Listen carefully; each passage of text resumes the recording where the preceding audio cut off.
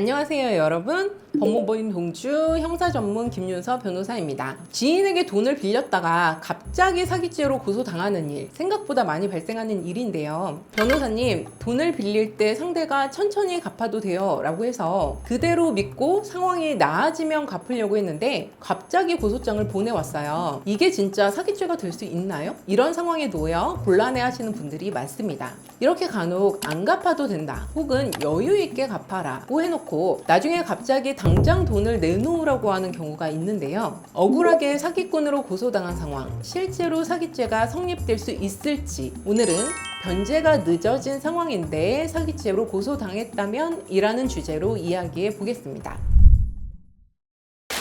사기죄는 금액, 피해자 수, 반복성에 따라 징역 10년 이하 또는 2천만 원 이하의 벌금이 내려질 수 있습니다. 사기 고의가 입증되더라도 피해 규모가 작고 초범이라면 벌금형으로 끝나는 경우도 있는데요. 여러 명에게서 차용하면서 같은 거짓말을 반복했거나 조직적으로 접근한 경우라면 실형 선고 가능성이 높아져요. 특히 경우에 따라 초기부터 구속수사로 진행될 가능성도 있는데요. 사기죄는 단순히 돈을 빌렸다고 해서 혹은 못 갚았다고 해서 성립되는 것은 아닙니다. 형법상 사기죄가 성립하려면 두 가지 조건이 충족되어야 하는데요. 첫 번째는 기망, 즉 처음부터 속일 마음이 있었냐, 처음부터 갚을 생각이 있었냐입니다. 그리고 두 번째는 편취, 즉 재산상의 이득을 취한 것이 있느냐인데요. 그럼 상대방이 천천히 갚아도 된다고 말한 경우는 어떻게 될까요? 이렇게 변제 기간이 명확하지 않았다는 것은 굉장히 중요한 정황입니다.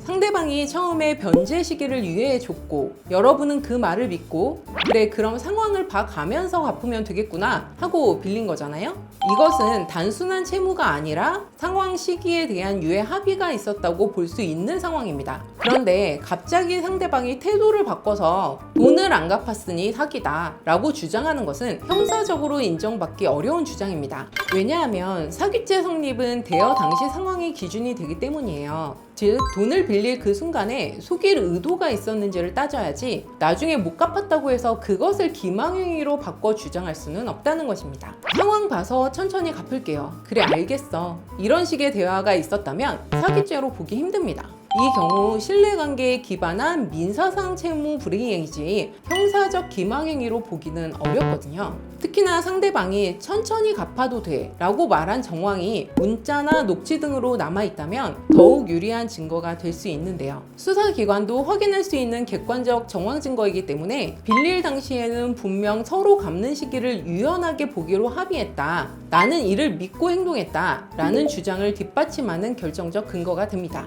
그래서 정리하자면 핵심 쟁점은 처음부터 사기에 의도가 있었느냐 아니면 나중에 못 갚게 됐느냐입니다.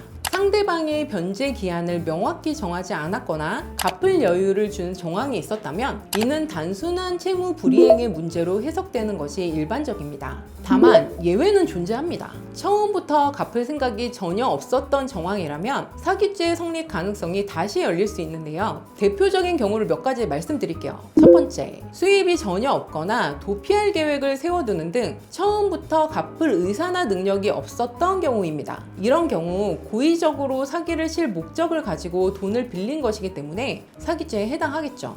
다음은 내일 월급 들어와서 갚을 수 있어 라며 거짓 정보를 주고 돈을 빌린 경우입니다. 이 경우에도 기망과 고의가 인정될 수 있습니다. 마지막으로 직장을 다닌다고 거짓말을 하거나 보증인을 허위로 내세우는 등 상대가 갚을 수 있을 거라 믿을 만한 상황을 조작한 경우에도 사기죄가 성립될 수 있습니다. 한편 이런 경우도 있을 수 있는데요. 예를 들어 가족이나 지인을 동원해서 돈을 빌려주는 사람에게 심리적 압박을 가한 경우, 이렇게 표면적으로는 유예 합의가 있었지만 사실상 그 과정에서 강요나 심리적 압박이 있었다면 이 또한 사기죄가 성립할 여지가 있습니다. 이때 중요한 것은 맥락이겠죠. 단지 천천히 갚아도 돼 라는 말이 있었다는 이유만으로 모든 책임에서 자유로워지진 않습니다. 형사사건에서는 표면적인 말보다도 그 말이 나온 맥락, 관계의 힘의 불균형, 당시 상황 등을 전부 종합적으로 판단합니다. 그래서 이런 상황에 처했다면 어떻게 해야 하느냐? 사기 고의성이 없었음을 입증하는 것이 가장 중요하겠죠. 이를 입증하는 가장 유효한 증거는 빌릴 당시의 상황, 행동, 진정성 있는 상환 의지입니다. 특히 실제로 대여 당시의 상황에서 갚으려는 정황이 존재했다면 이는 사기의 의도가 없었음을 입증하는 강력한 방어 논거가 될 수 있는데요. 근로계약서, 통장상고, 재직증명서, 사업 매출 자료와 같이 채용 당시 자료나 일부 변제 내역, 이체 영수증, 상환 일정이 담긴 문자, 카톡 등 상환 의지를 입증하는 증거들이 필요합니다. 또한 경찰 조사 초기부터 변제 의사, 능력, 노력을 일관되게 설명하고 증거를 제시한다면 구속 가능성을 낮출 수 있습니다. 추가로 준비해두면 도움이 될 수 있는 자료들이 있는데요. 첫 번째, 당시 소득 및 자산 상황을 증빙하는 자료입니다. 예를 들어 근로소득, 매출 통장 내역 등이 있겠죠. 다음은 실제 상환 의지가 있었음을 보여주는 자료인데요. 갚겠다고 의지를 밝힌 문자, 일정 협의 기록, 일부라도 송금한 내역 등이 있다면 도움이 됩니다.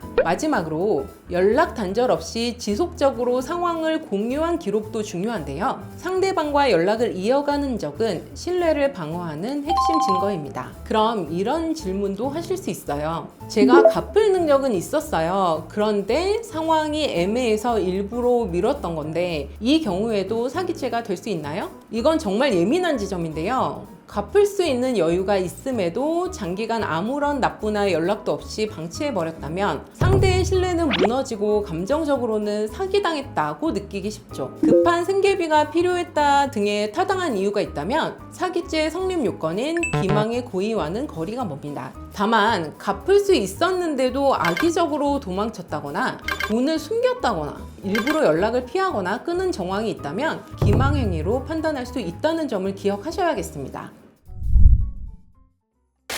오늘은 변제가 늦어진 상황인데 사기죄로 고소당했다면 이라는 주제로 이야기해 보았는데요. 억울하게 사기죄로 고소당한 상황이라면 당황하지 말고 일단 대여 당시의 상환 의지, 그리고 정황 증거들을 차분하게 정리해 두시는 게 무엇보다 중요합니다. 무엇보다 사기죄는 형사처벌로 이어질 수 있는 중대한 사안인 만큼 초기 대응이 결과를 바꿀 수 있습니다. 경찰 조사 단계에서부터 진술 방향을 잘못 잡으면 고의가 없던 사람도 있었던 것처럼 오해받을 수 있기 때문에 혼자 판단하지 마시고 꼭 전문가의 조언을 받으시길 추천드립니다. 더 궁금한 점이 있다면 댓글로 남겨주시고요. 다음 영상에서도 현실적인 법률 이야기로 찾아뵙겠습니다. 감사합니다.